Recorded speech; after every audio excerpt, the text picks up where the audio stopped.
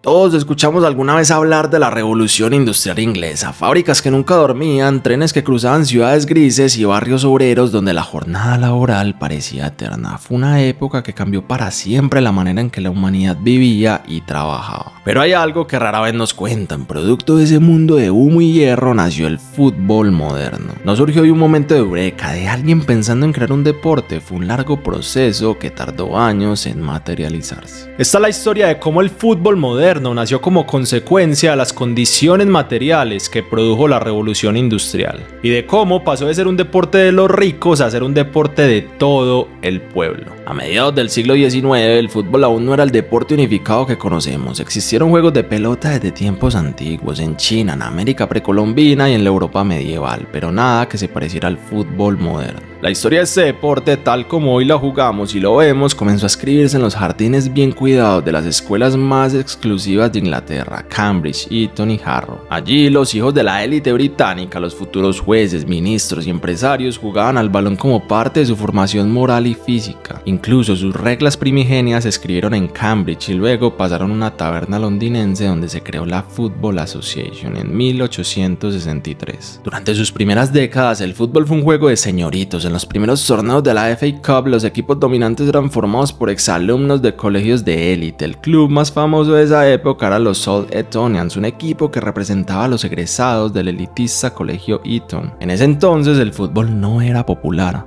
no se jugaba en las calles ni en los barrios.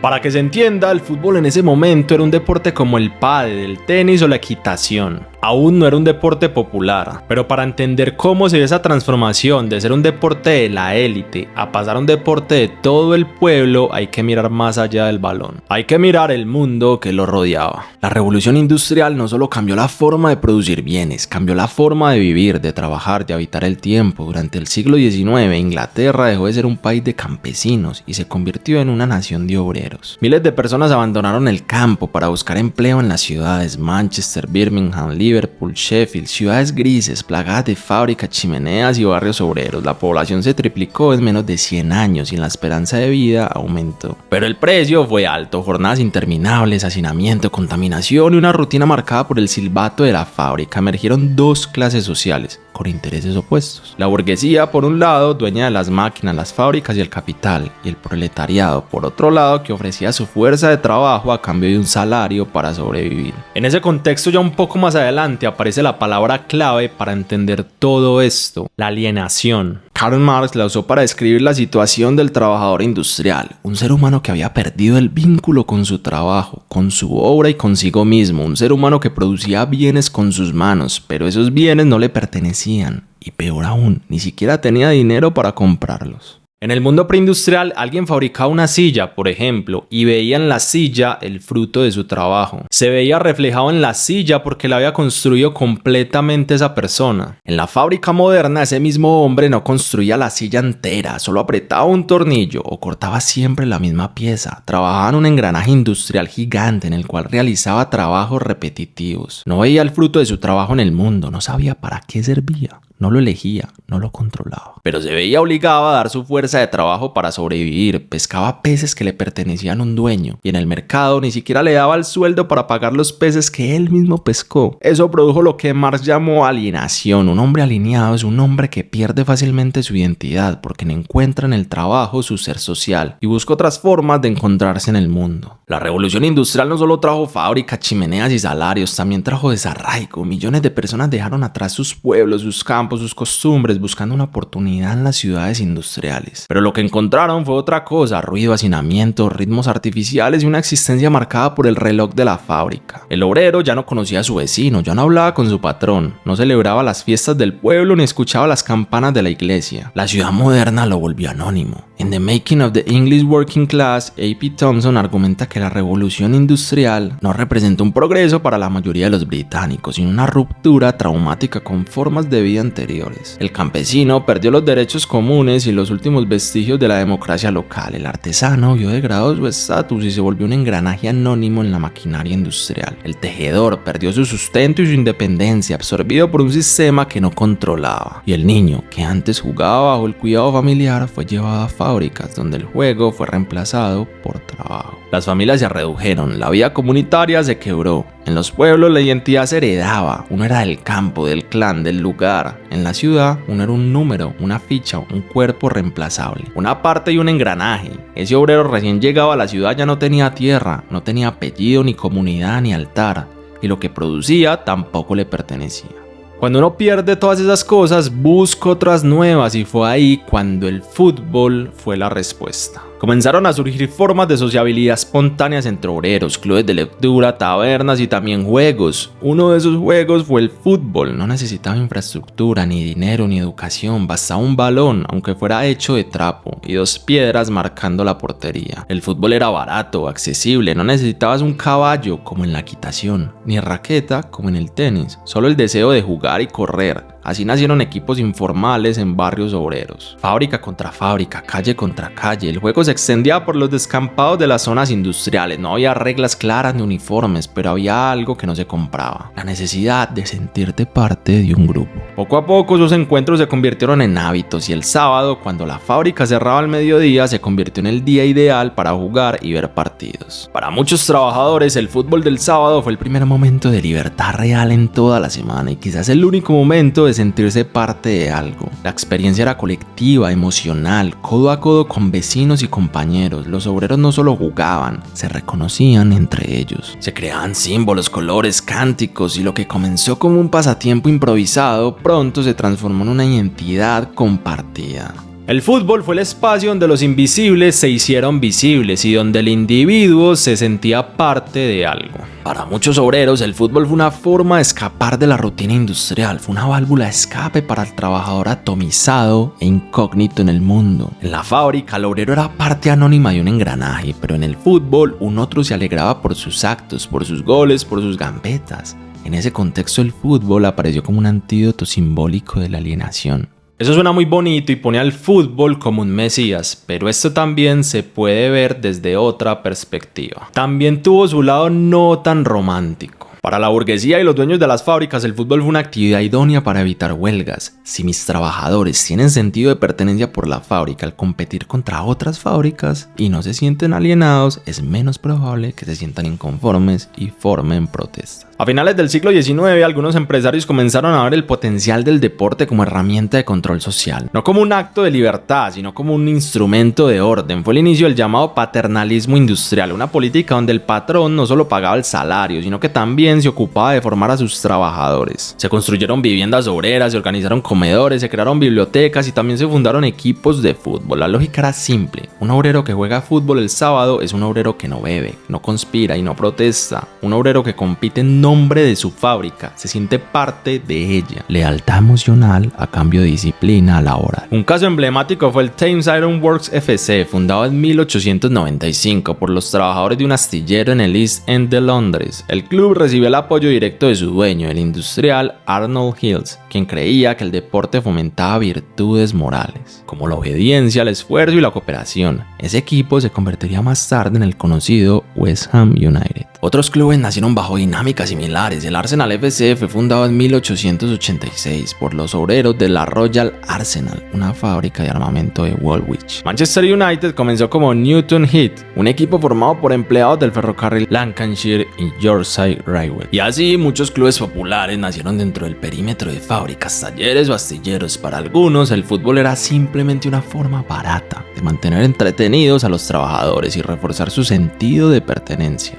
no al barrio, sino a la empresa. Desde esa perspectiva, el fútbol no era una válvula de escape, era una extensión del sistema industrial. Era un espacio donde los obreros podían canalizar su energía sin cuestionar las condiciones en las que vivían y trabajaban. Sin embargo, las mismas condiciones materiales del fútbol facilitaron la apropiación del mismo por el pueblo. Para jugar fútbol necesitas un balón remendado y 2 piedras. No hace falta grandes medios de producción para practicar este deporte en la calle. En el trabajo, la burguesía controlaba al obrero porque tenía a disposición grandes medios de producción. Y el obrero sin medios de producción se veía incapaz de tener margen de maniobra o de decisión. En este sentido, el fútbol, además de alienante, fue emancipatorio. Lo que algunos dueños imaginaron como un mecanismo de control, pronto se convirtió en una herramienta de afirmación popular. Al ser un deporte tan fácil de acceder a jugarlo, los obreros no necesitaban fábricas y comenzaron a practicarlo en sus tiempos libres. Los clubes creados por obreros empezaron a competir en ligas, a llenar estadios, a formar identidades propias más allá del logotipo de la fábrica. Y el fútbol, incluso promovido por el patrón, acabó siendo apropiado por la tribu obrera. Pero lo que los empresarios no esperaban es que ese juego que habían promovido como una herramienta de control se volviera un arma simbólica de resistencia, en una lucha de clases expresada en el fútbol. Lo que empezó como un pasatiempo dentro de la fábrica pronto salió a la calle, al barrio y al estadio, y lo que parecía un espectáculo reservado para caballeros se convirtió en una expresión de orgullo obrero.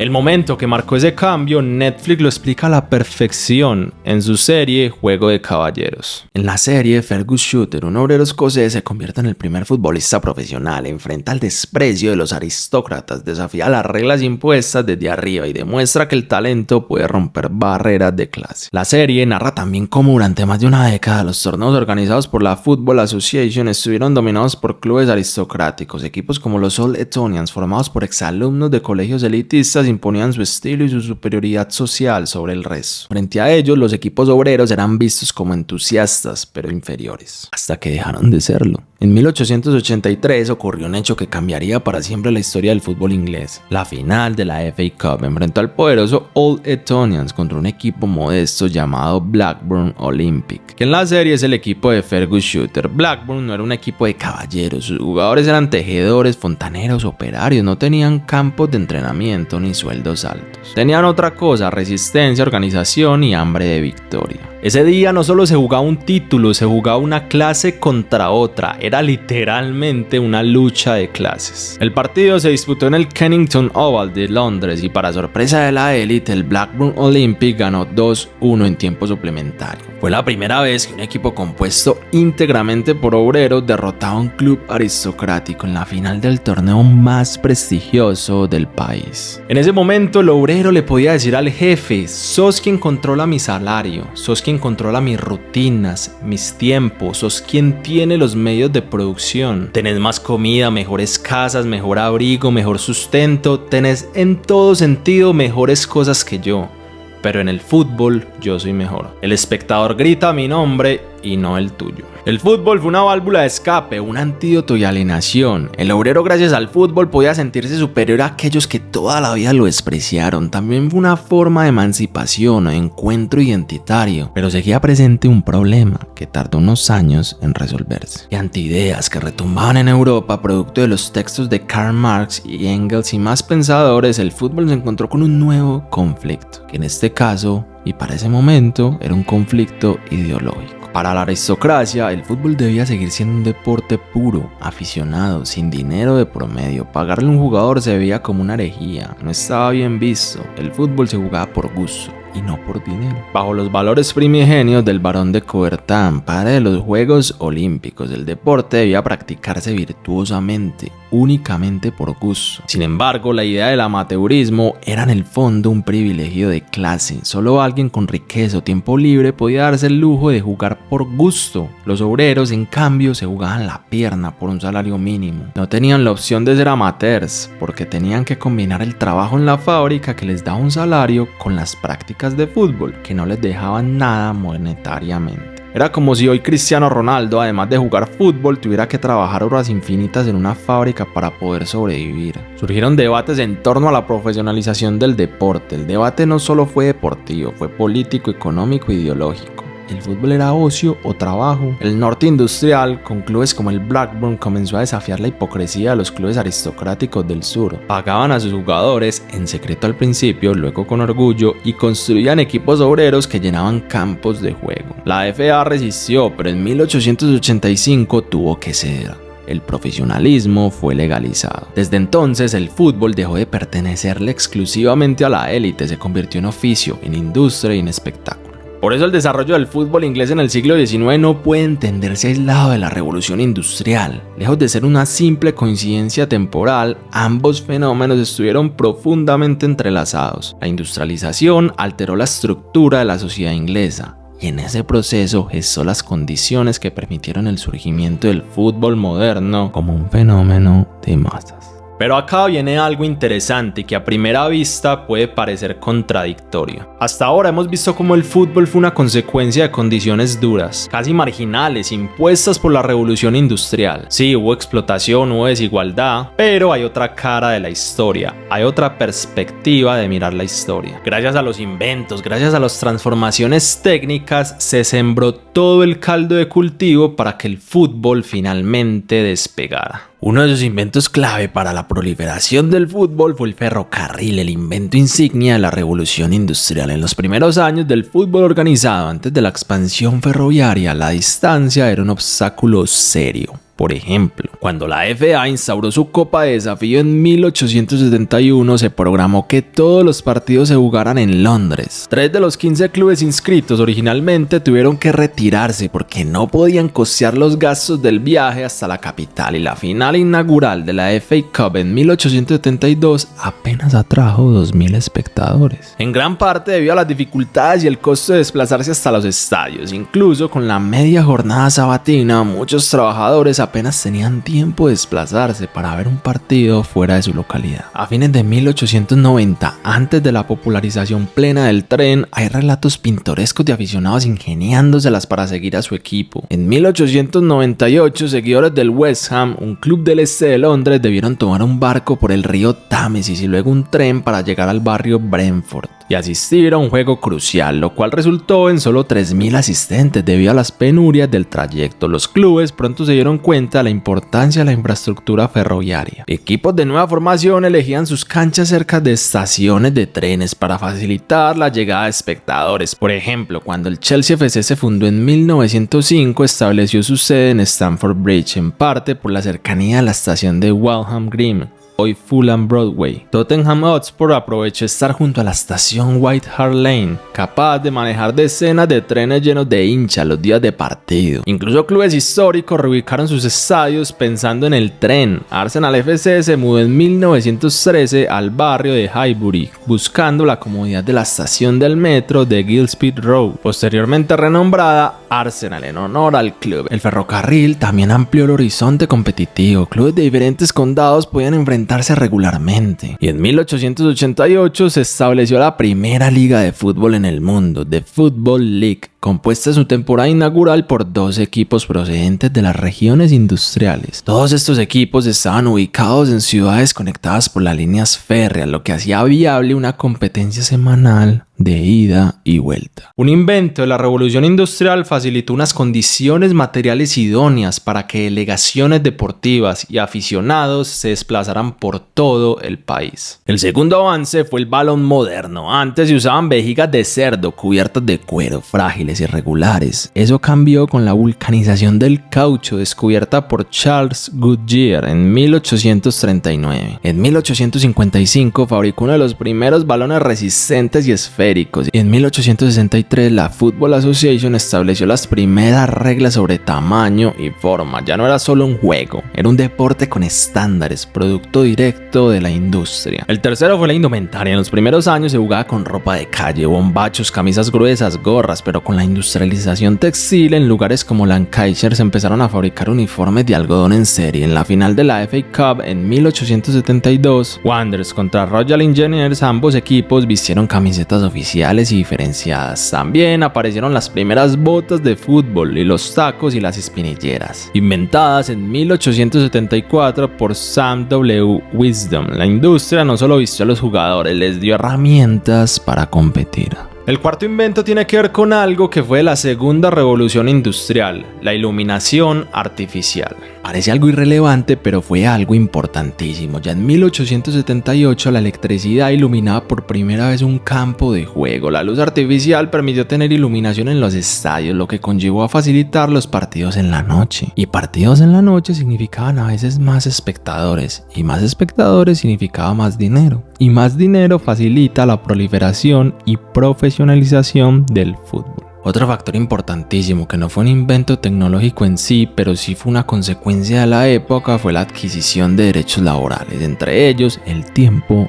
libre. Durante décadas los obreros no tenían descanso, pero las luchas laborales y las Factory Acts cambiaron eso. En 1850 se instaló la jornada corta del sábado y para 1870 la mayoría de fábricas ya cerraban a las 2. Así nació un nuevo ritual: almorzar, ir al pub y luego al estadio. El sábado por la tarde se volvió sagrado. Tiempo libre significaba ocio y ocio tenía que ser llenado con algún espectáculo que te diera sentido. En un mundo donde el sentido estaba escaso, que te sintieras parte de algo. Ese algo fue el fútbol. Como decía Anthony Burgess, el séptimo día es para el Señor, pero el sexto tiene que ser para el fútbol.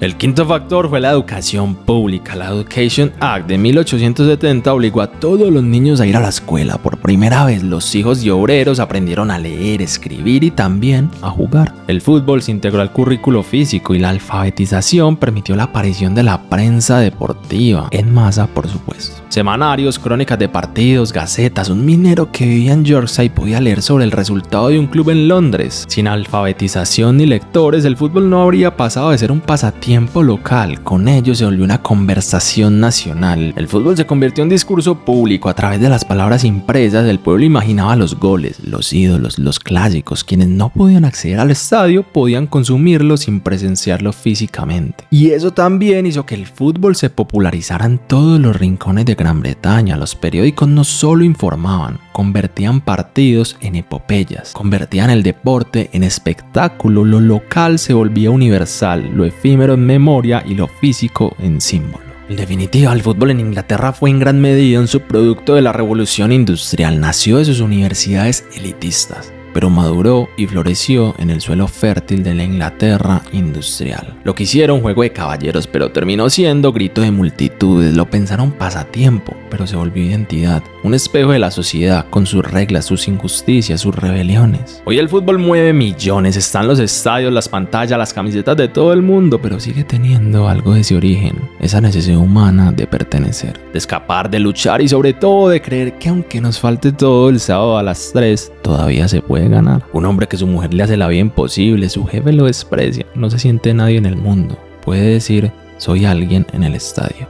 No soy, somos campeones de Libertadores, campeones del mundo. El estadio y mi equipo de fútbol me dan una identidad. Y también, y muy importante, sin algodón no habría camisetas, sin trenes no habría ligas y sin electricidad el estadio nunca habría brillado de noche. Pero tampoco habría fútbol sin necesidad, sin deseo, sin ese impulso humano de ser más que uno mismo. El fútbol no solo es cultura, es tecnología, es industria, es el juego creado por las mismas condiciones materiales de su tiempo.